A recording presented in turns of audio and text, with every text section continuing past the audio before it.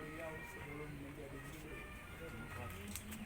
Setelah dia menjadi muslim, diberi nama Arya dan disingkat dalam panggilan karena itu jalan itu disebut jalan Arya. Tapi di makam ini diberi nama makam Arya Dharma. Jangan sampai bingung ya. Ini sangat penting bagi kita orang Palembang karena melalui beliau inilah lebih besar penyiaran agama Islam dilakukan di wilayah Palembang, termasuk nantinya di wilayah Oku dan Oku. Mengapa? Karena beliau ini semula pejabat di Majapahit dan kemudian karena kepemimpinannya tinggi itu ada persaingan di dalam lingkungan keluarga keraton Majapahit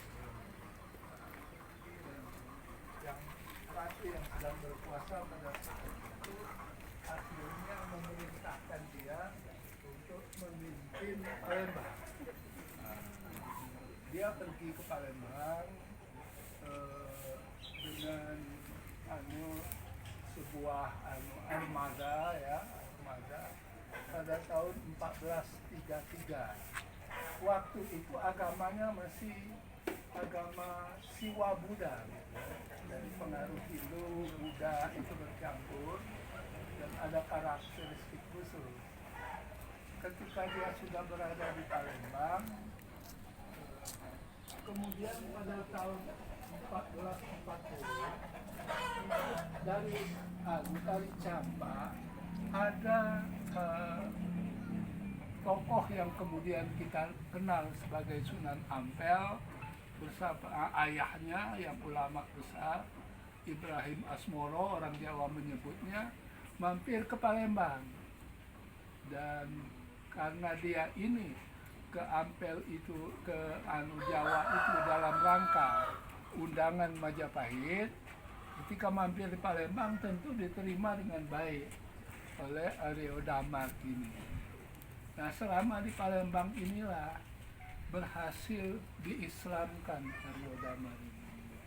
Berhasil diislamkan dan itu terjadi pada tahun 1440 menurut ahli sejarah namanya Arnold dalam bukunya The Preaching of Islam, sejarah dakwah Islam, kira-kira begitu kalau di Indonesia kan.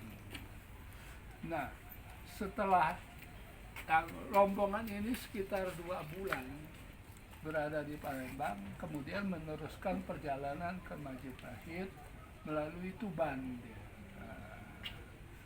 Nah, tetapi ada murid dari ayahnya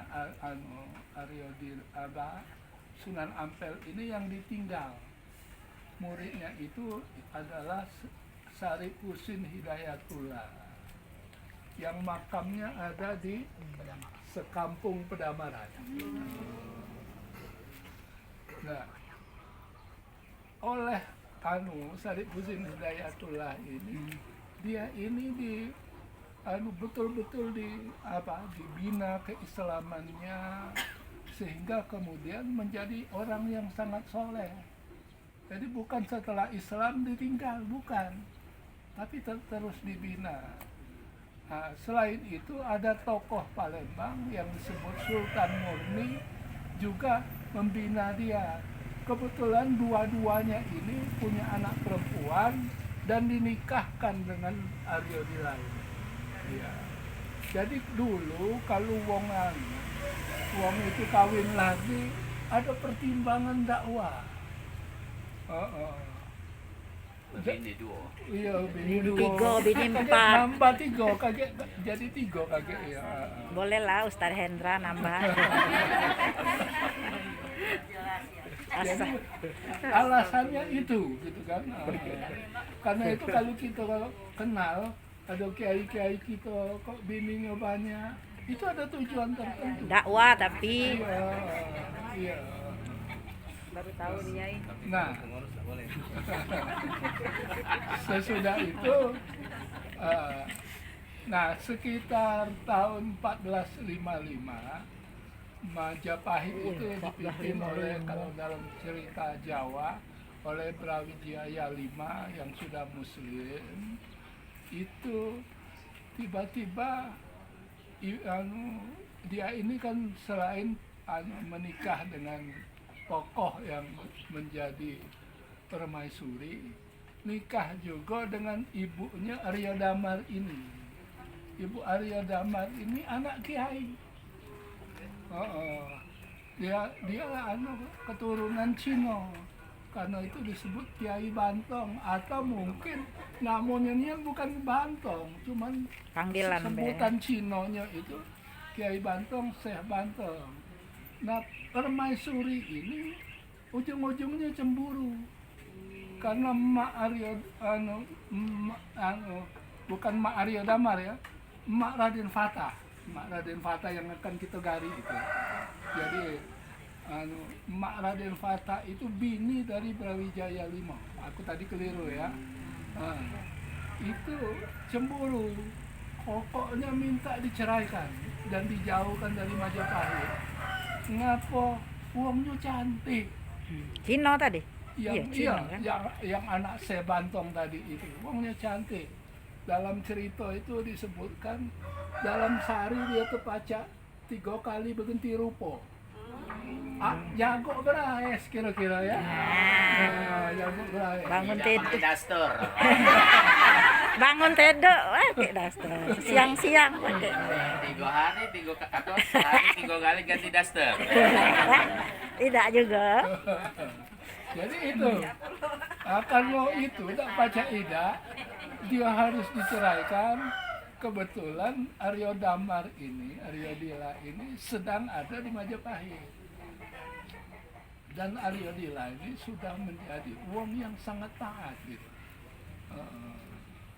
Sampai-sampai Raga Martuwono yang Sari Usinedaya tua itu digarinya ketika sudah sampai di Pedamaran gitu kan, buat padepokan di sana.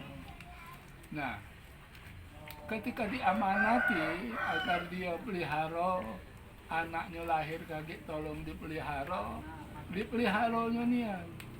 Karena itu, karena dia belum kawin, karena dia masih masih hamil kan, itu kemudian ditaruh di Pulau Seribu, bukan di Keraton. Pulau Seribu yang nak kita gari ini. Mak Raden Patah kayak gitu ya. Mak Raden Patah Lahir di sana kayak ya. dengan emaknya dari Mak Raden Patah ini, dan banyak dilengkapi. Dia bawa kapal dari Majapahit itu ditaruh di situ. Nah, karena itu Raden Patah itu lahirnya di Pulau Seribu.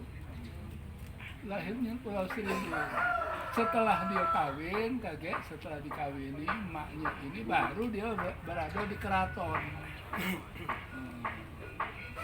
Jadi itu cerita dasarnya itu.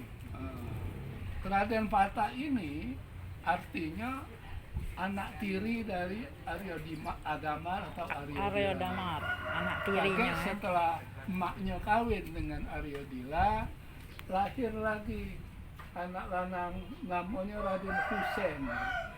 Di Jawa disebut Raden Kusen. Kusen. Orang Jawa nyebutnya Raden Kusen. Jadi dia itu adik-beradik tiri ya, kira-kira macam itu ya. Dia Basok Lembangnya apa ya? Emaknya sama tapi mbaknya beda. Anak Kualon. Anak Kualon. Anak Kualon. Iya. Nah, Anak tiri. Raden Patah itu di Palembang itu sampai kurang lebih 15 tahun di Palembang. Kurang lebih 15 tahun. Raden Patah itu menjadi wong yang alim di dalam babat Jawa, itu dikenal senang kepada agama karena memang jadi keluarga ini kan sudah ada Sultan Murni di keluarga besar ini, ada Syarif Muhsin Hidayatullah, kemudian ulama-ulama besar yang mampir ke Palembang itu juga diberi kesempatan belajar oleh Raden Fata. Karena itulah nama YIN kita itu YIN Raden Fata.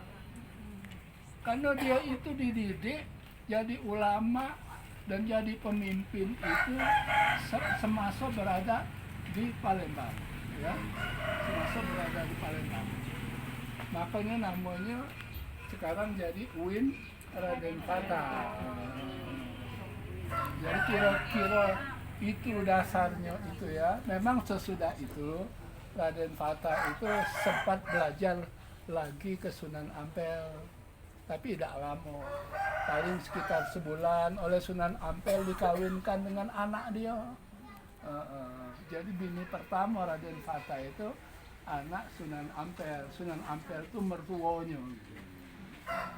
Oleh Sunan Ampel ini kemudian dia diperintahkan untuk, karena dia pengen pokoknya nak nerima apapun tugas dari Sunan Ampel, kalau macam itu di Sunan Ampel kau berdakwah ke arah barat.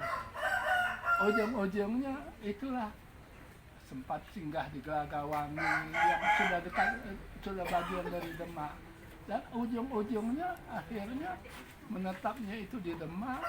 Demak itu kemudian berhasil berkat ketekunan dia berdakwah menjadi kesultanan pertama di Tanah Jawa.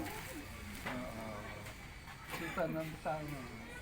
Karena itu bagi kita Raden Fata itu wong Palembang. Jangan lagi kita anggap wong Demak. Wong Palembang. Lahir di Wong Palembang, Palembang lahir di Pulau yang Seribu. jadi sultan di Demak. Dalam ungkapan Jawa disebut dia itu antara lain Panembahan Palembang. Panembahan itu rajo ya. Rajo Palembang ini kan ahli Jawa ini. Penembahan. Dengan kita. Wong Jawa ini ngakunya Rajo Palembang. Jadi kira-kira itu, nah cara berziarah ini ada yang ahli mimpinnya ini. Nah inilah Kiai Hendra kita ini. Ya Turi, Assalamualaikum warahmatullahi wabarakatuh. Waalaikumsalam warahmatullahi